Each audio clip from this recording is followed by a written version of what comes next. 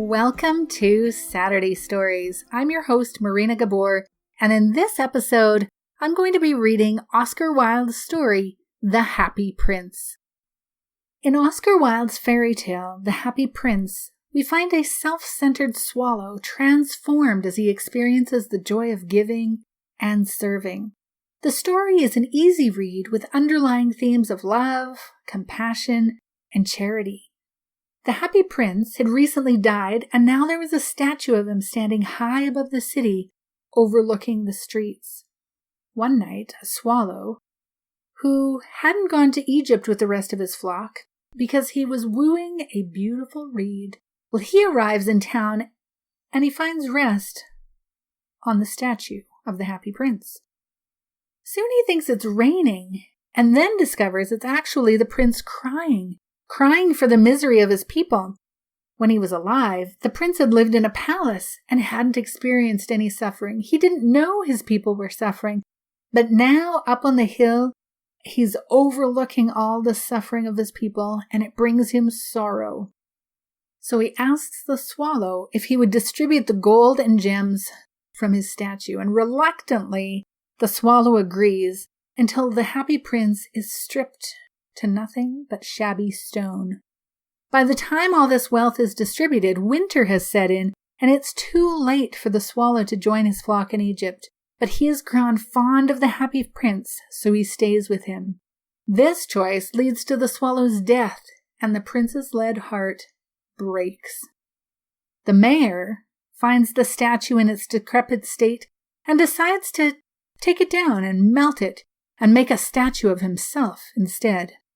The lead heart, however, will not break, and it's tossed to the rubbish heap along with the dead swallow. Soon after, God tells an angel to bring him the most precious things in the city, and the angel brings him the dead bird and the lead heart. This episode of Saturday Stories is brought to you by Summit Writing Academy. You can find them at summitwriting.net. We have a free close reading guide developed specially for this episode and this story of The Happy Prince. You can use this story to improve your reading comprehension, build vocabulary, and develop your writing skills. Check out the link in the notes below, or go to summitwriting.net/Saturday-stories/SS-S3E6. Now, without further ado, let's dive into the story, The Happy Prince. High above the city, on a tall column, stood the statue of the Happy Prince. He was gilded all over with thin leaves of fine gold. For eyes, he had 2 bright sapphires, and a large red ruby glowed on his sword hilt. He was very much admired indeed. "He is as beautiful as a weathercock," remarked one of the town councillors, who had wished to gain a reputation for having artistic tastes. "Only not quite so useful," he added, fearing lest people should think him unpractical, which he really was not. "Why can't you be like the Happy Prince?" asked a sensible mother of her little boy who was crying for the moon. "The Happy Prince never dreams of crying for anything." "I'm glad there is someone in the world who is quite happy," muttered a disappointed man as he gazed at the wonderful statue. "He looks just like an angel," said the charity children as they came out of the cathedral in their bright scarlet cloaks and their clean white pinafores. "How do you know?" said the mathematical master. "You have never seen one." "Ah, but we have in our dreams," answered the children, and the mathematical master frowned and looked very severe, for he did not approve of children dreaming. One night, there flew over the city a little swallow. His friends had gone away to Egypt 6 weeks before, but he had stayed behind, for he was in love with the most beautiful reed. He had met her early in the spring as he was flying down the river after a big yellow moth, and had been so attracted by her slender waist that he had stopped to talk to her. "Shall I love you?" said the swallow, who liked to come to the point at once, and the reed made him a low bow. So he flew round and round her, touching the water with his wings and making silver ripples. This was his courtship, and it lasted all through the summer. It is a ridiculous attachment, twittered the other swallows. She has no money and far too many relations. And indeed the river was quite full of reeds. Then, when the autumn came, they all flew away. After they had gone, he felt lonely and began to tire of his lady-love.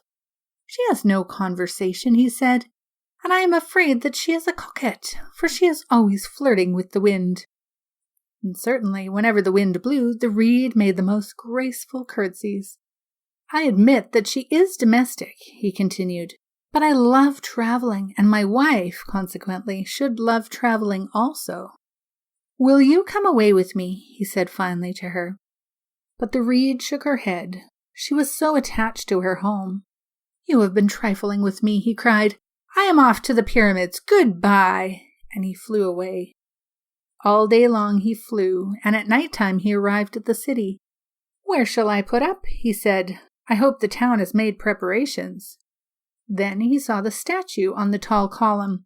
I will put up there, he cried. It is a fine position with plenty of fresh air. So he alighted just between the feet of the happy prince. I have a golden bedroom, he said softly to himself as he looked around and prepared to go to sleep. But just as he was putting his head under his wing, a large drop of water fell on him. What a curious thing, he cried. There is not a single cloud in the sky. The stars are quite clear and bright, and yet it is raining. The climate in the north of Europe is really dreadful. The reed used to like the rain, but that was merely her selfishness. Then another drop fell. What is the use of a statue if it cannot keep the rain off? He said. I must look for a good chimney pot, and he determined to fly away. But before he had opened his wings, a third drop fell, and he looked up and saw. What did he see? The eyes of the happy prince were filled with tears, and tears were running down his golden cheeks. His face was so beautiful in the moonlight that the little swallow was filled with pity. Who are you? He said. I am the happy prince. Why are you weeping then? Asked the swallow. You have quite drenched me. When I was alive and had a human heart, answered the statue, I did not know what tears were for I lived in the palace of Sanssouci, where sorrow was not allowed to enter. In the daytime, I played with my companions in the garden, and in the evening I led the dance in the great hall. Round the garden ran a very lofty wall, but I never cared to ask what lay beyond it. Everything about me was so beautiful. My courtiers called me the happy prince, and happy indeed I was, if pleasure be happiness. So I lived, and so I died. And now that I am dead, they have set me up here so high that I can see all the ugliness and all the misery of my city. And though my heart is made of lead, yet I cannot choose but weep. What? Is he not solid gold? Said the swallow to himself. He was too polite to make any personal remarks out loud. Far away, continued the statue in a low musical voice, far away. In a little street there is a poor house. One of the windows is open, and through it I can see a woman seated at a table. Her face is thin and worn, and she has coarse red hands all pricked by the needle, for she is a seamstress. She is embroidering passion flowers on a satin gown for the loveliest of the queen's maids of honor to wear at the next court ball. In a bed in the corner of the room, her little boy is lying ill. He has a fever and is asking for oranges. His mother has nothing to give him but river water, so he is crying. Swallow, swallow, little swallow, will you not bring her the ruby out of my sword hilt? My feet are fastened to this pedestal, and I cannot move. I am waited for in Egypt, said the swallow. My friends are flying up and down the Nile and talking to the large lotus flowers. Soon they will go to sleep in the tomb of the great king. The king is there himself in his painted coffin. He is wrapped in yellow linen and embalmed with spices. Round his neck is a chain of pale green jade, and his hands are like withered leaves. Swallow, swallow, little swallow, said the prince, Will you not stay with me for one night and be my messenger? The boy is so thirsty, and the mother so sad." "I don't think I like boys," answered the swallow. "Last summer, when I was staying on the river, there were 2 rude boys, the miller's sons, who were always throwing stones at me. They never hit me, of course. We swallows fly far too well for that. And besides, I come of a family famous for its agility, but still, it was a mark of disrespect." But the happy prince looked so sad that the little swallow was sorry.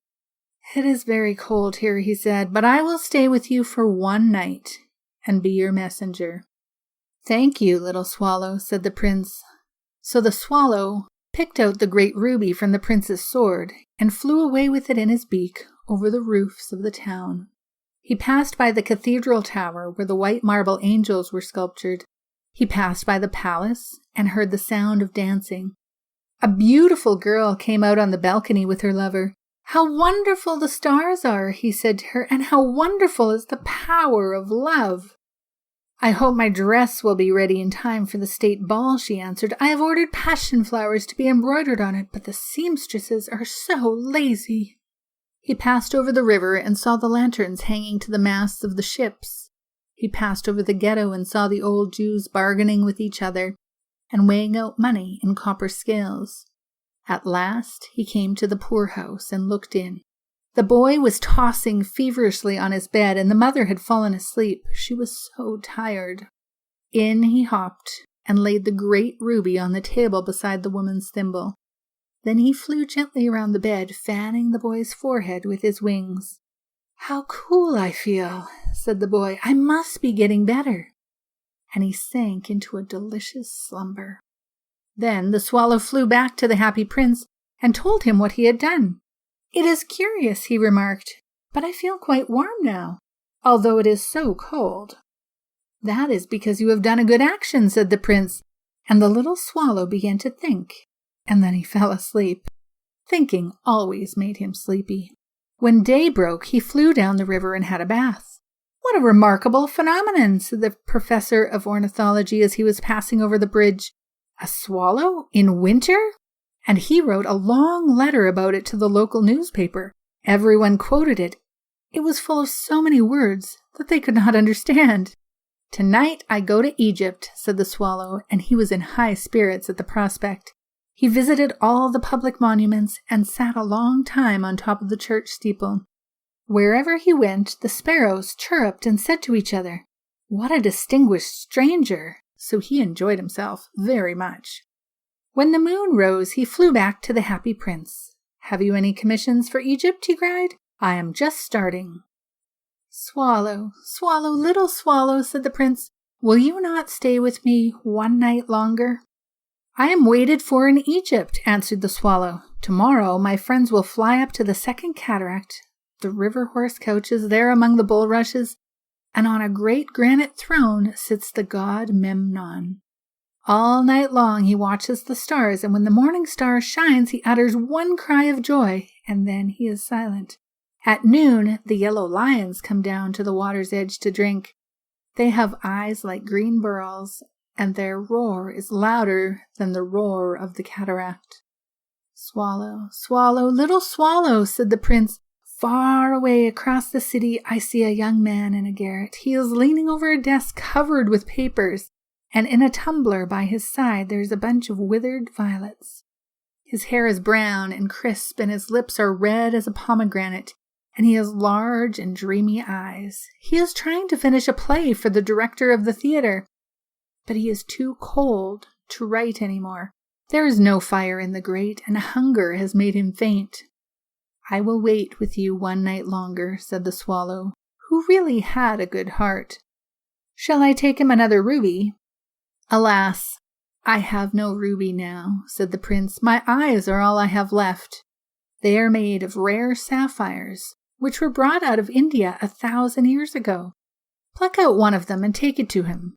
He will sell it to the jeweler and buy food and firewood and finish his play." "Dear prince," said the swallow, "I cannot do that." And he began to weep. "Swallow, swallow, little swallow," said the prince, "do as I command you. So the swallow plucked out the prince's eye and flew away to the student's garret. It was easy enough to get in, as there was a hole in the roof. Through this he darted and came into the room. The young man had his head buried in his hands, so he did not hear the flutter of the bird's wings, and when he looked up, he found the beautiful sapphire lying on the withered violets. "I'm beginning to be appreciated," he cried. "This is from some great admirer. Now I can finish my play." And he looked quite happy. The next day the swallow flew down to the harbor. He sat on the mast of a large vessel and watched the sailors hauling big chests out of the hold with ropes. "Heave ahoy!" they shouted as each chest came up. "I'm going to Egypt!" cried the swallow, but nobody minded. And when the moon rose, he flew back to the happy prince. "I am come to bid you goodbye," he cried. "Swallow, swallow, little swallow," said the prince, "will you not stay with me one night longer?" "It is winter," answered the swallow, "and the chill snow will soon be here. In Egypt the sun is warm on the green palm trees, and the crocodiles lie in the mud and look lazily about them. My companions are building a nest in the temple of Baalbec, and the pink and white doves are watching them and cooing to each other. Dear prince, I must leave you, but I will never forget you, and next spring I will bring you back 2 beautiful jewels in place of those you have given away. The ruby shall be redder than a rose, and the sapphire shall be as blue as the great sea." "In the square below," said the happy prince, "there stands a little match girl. She has let her matches fall in the gutter, and they are all spoiled. Her father will beat her if she does not bring home some money, and she is crying. She has no shoes or stockings, and her little head is bare. Pluck out my other eye and give it to her, and her father will not beat her." "I will stay with you one night longer," said the swallow, "but I cannot pluck out your eye. You would be quite blind then." "Swallow, swallow, little swallow," said the prince, "do as I command you." So he plucked out the prince's other eye and darted down with it. He swooped past the match girl and slipped the jewel into the palm of her hand. "What a lovely bit of glass!" cried the little girl, and she ran home laughing. Then the swallow came back to the prince. "You are blind now," he said, "so I will stay with you always." "No, little swallow," said the poor prince, "you must go away to Egypt." "I will stay with you always," said the swallow, and he slept at the prince's feet. All the next day he sat on the prince's shoulder and told him stories of what he had seen in strange lands. He told him of the red ibises who stood in long rows on the banks of the Nile and catch goldfish in their beaks, of the Sphinx who is as old as the world itself and lives in the desert and knows everything, of the merchants who walk slowly by the side of their camels and carry amber beads in their hands, of the king of the mountains of the moon, who is as black as ebony and worships a large crystal, of the great green snake that sleeps in a palm tree and has 20 priests to feed it with honey cakes, and of the pygmies who sail over the big lake on large flat leaves and are always at war with the butterflies. "Dear little swallow," said the prince, "you tell me of marvelous things, but more marvelous than anything is the suffering of men and of women. There is no mystery as great as misery. Fly over my city, little swallow, and tell me what you see there." So the swallow flew over the great city and saw the rich making merry in their beautiful houses, while the beggars were sitting at the gates. He flew into dark lanes and saw the white faces of starving children looking out listlessly at the black streets. Under the archway of a bridge, 2 little boys were lying in one another's arms to try to keep themselves warm. "How hungry we are," they said. "You must not lie there," shouted the watchman, and they wandered out into the rain. Then he flew back and told the prince what he had seen. "I am covered with fine gold," said the prince. "You must take it off leaf by leaf and give it to my poor. The living always think that gold can make them happy." Leaf after leaf of the fine gold the swallow picked off, till the happy prince looked quite dull and grey. Leaf after leaf of the fine gold he brought to the poor, and the children's faces grew rosier, and they laughed and played games in the street. "We have bread now," they cried. Then the snow came. And after the snow came the frost. The streets looked as if they were made of silver. They were so bright and glistening. Long icicles like crystal daggers hung down from the eaves of the houses. Everybody went about in furs, and the little boys wore scarlet capes and skated on the ice. The poor swallow grew colder and colder, but he would not leave the prince. He loved him too well. He picked up crumbs outside the baker's door when the baker was not looking, and tried to keep himself warm by flapping his wings. But at last he knew he was going to die. He had just strength to fly up to the prince's shoulder once more. "Goodbye, dear prince," he murmured. "Will you let me kiss your hand?" "I'm glad that you are going to Egypt at last, little swallow," said the prince. "You have stayed too long here, but you must kiss me on the lips, for I love you." "It is not to Egypt that I am going," said the swallow. "I am going to the house of death.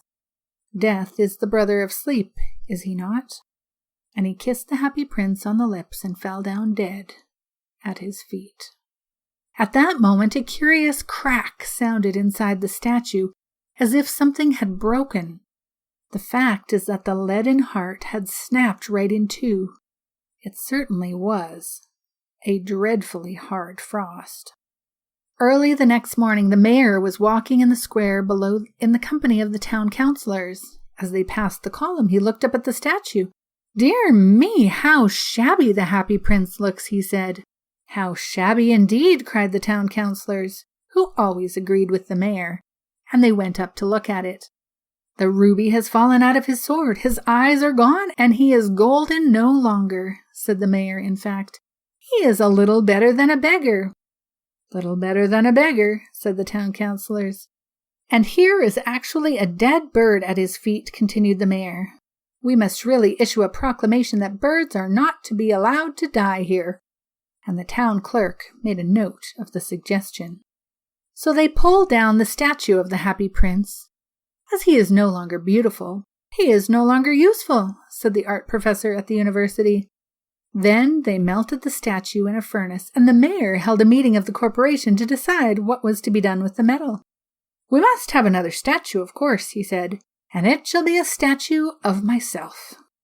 "Of myself," said each of the town councillors, and they quarreled. When I last heard of them, they were quarreling still.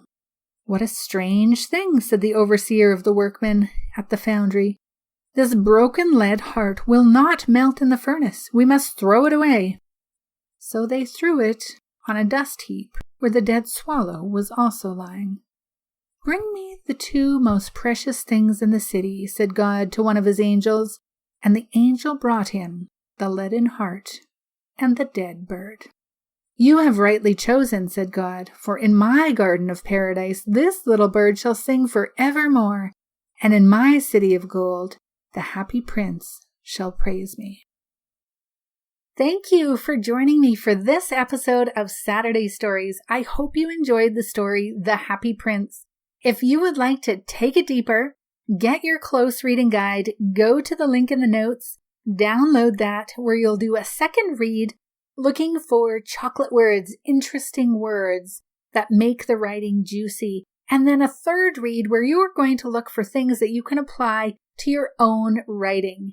But until next time, happy reading and writing.